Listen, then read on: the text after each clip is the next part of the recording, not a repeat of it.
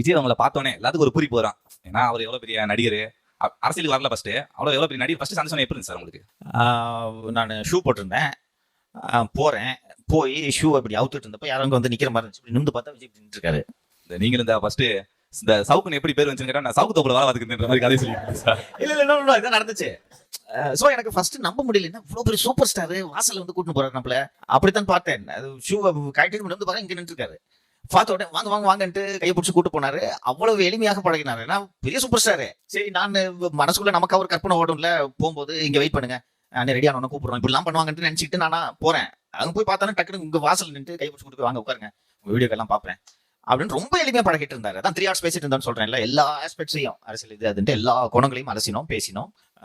ரொம்ப எளிமையா இருந்தாரு. எனக்கு இட் வாஸ் வெரி சர்ப்ரைசிங். நான் ஒரு திரு கமல் அவர்கள் எல்லாம் பார்த்திருக்கேன். கமல் ஆஃபீஸ்ல பயன்படுத்தி விடுறாங்க. கொஞ்சம் வெயிட் பண்ணி வர அப்படின்றாங்க. அது பார்த்த உடனே நமக்கு ஒரு உடம்புல ஒரு ஃபீல் வந்துடல. அதனால எதுவும் இல்லை, வாங்க பஸ் அப்படின்னு உட்கார வச்சு இப்படி பக்கத்துல உட்காந்து பேசிட்டு இருந்தோம். ரொம்ப எளிமையா இருந்தார். இப்போ எதுவும் கான்டாக்ட் இருக்கா அவர் கூட? வருவார் கான்டாக்டுக்கு. எங்க வராம போறாரு, வருவார், விரைவில் வருவார்.